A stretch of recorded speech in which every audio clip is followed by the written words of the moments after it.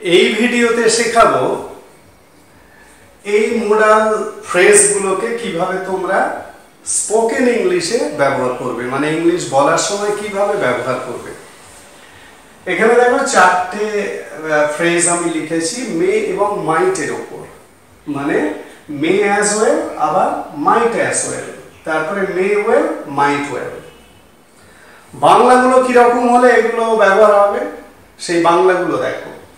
আমরা তাড়াতাড়ি চলে গেলে কোনো ক্ষতি হবে না, খুব বাস্তব কথা, সবাই বলে, প্রতিদিনের কথায় ব্যবহার হয় যে আমরা তাড়াতাড়ি চলে গেলে কোনো ক্ষতি হবে না। তুমি ডাক্তারের কাছে গেলে কোনো ক্ষতি হবে না, তোমরা সাহায্য চাইলে কোনো ক্ষতি হবে না, ঠিক আছে।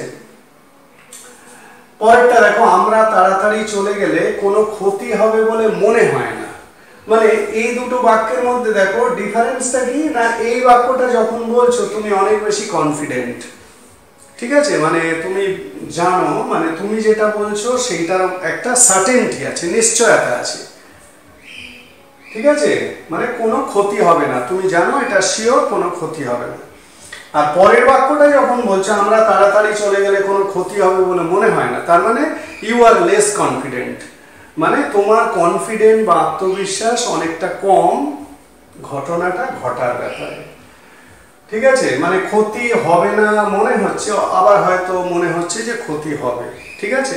তো এরকম একটা পরিস্থিতিতে তোমরা এইভাবে কথাটা বলছো যে আমরা তাড়াতাড়ি চলে গেলে ক্ষতি হবে বলে মনে হয় না। বোঝা গেল বিষয়টা? আর তারপরে দেখো আমরা ঠিক তাড়াতাড়ি চলে যাব, আর পরেরটা হচ্ছে আমরা মনে হয় ঠিক তাড়াতাড়ি চলে যাব। পাশেই আমি লিখে দিয়েছি কোনটার জন্য কোনটা, মানে এই রকম বাক্যটা যেখানে তুমি অনেক বেশি নিশ্চয়তা নিয়ে কথাটা বলছো, সম্ভাবনাটাকে অনেক বেশি জোর দিয়ে বলছো, তখন মে অ্যাজ ওয়েল।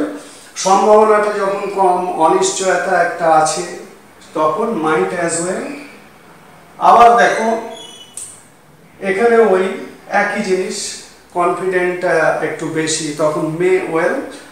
আর কনফিডেন্সটা একটু কম হলে, মাইট ওয়েল, ঠিক আছে। মানে যে কথাটা বলবে এগুলো অনেকটা সাজেশন, অনেকটা অ্যাডভাইস।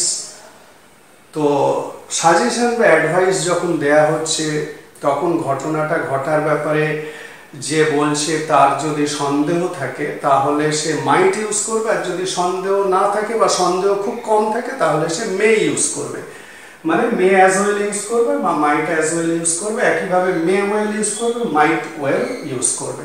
তাহলে আর বাংলায় তোমরা এইভাবে চিনে রাখো, কোনো ক্ষতি হবে না, এইটা হচ্ছে তোমার মার্কার। কোনো ক্ষতি হবে না বাংলা এরকম যদি হয়, বাংলায় তোমরা যদি এরকম ভাবে সেন্টেন্সটাকে বলার চেষ্টা করো তাহলে মে অ্যাজ ওয়েল ইউজ করবে।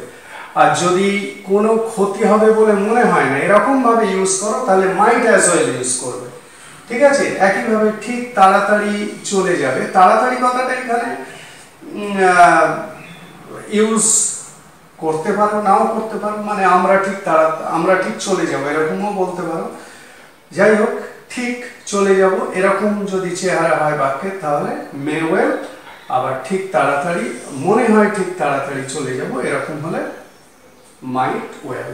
তাহলে সেন্টেন্স গুলো দেখো, আমরা তাড়াতাড়ি চলে গেলে কোনো ক্ষতি হবে না, ঠিক আছে।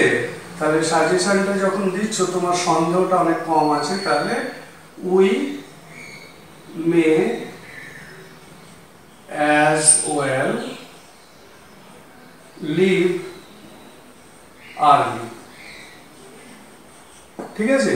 ইংলিশটা অনেকটাই ছোট, we may as well leave early, আমরা তাড়াতাড়ি চলে গেলে কোনো ক্ষতি হবে না। পরেরটা আমরা তাড়াতাড়ি চলে গেলে কোনো ক্ষতি হবে বলে মনে হয় না, তাহলে উই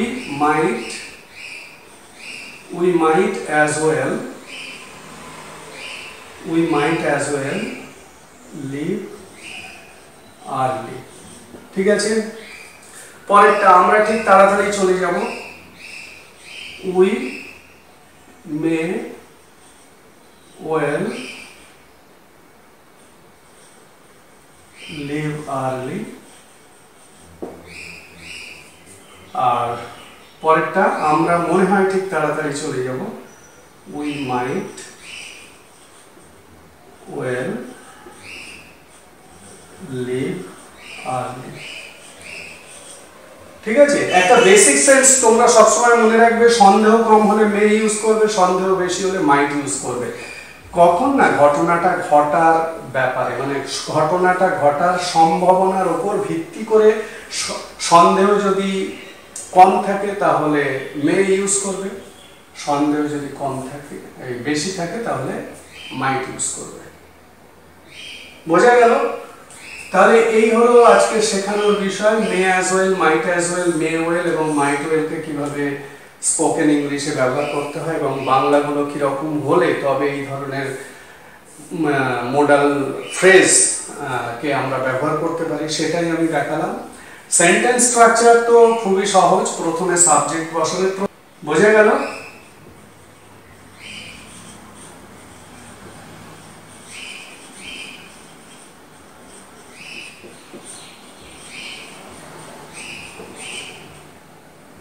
এই হলো সেন্টেন্স স্ট্রাকচার। এই স্ট্রাকচার ব্যবহার করে এই ধরনের বাক্যগুলোকে, পরিচিত বাক্যগুলোকে ইংলিশে বলতে হয়।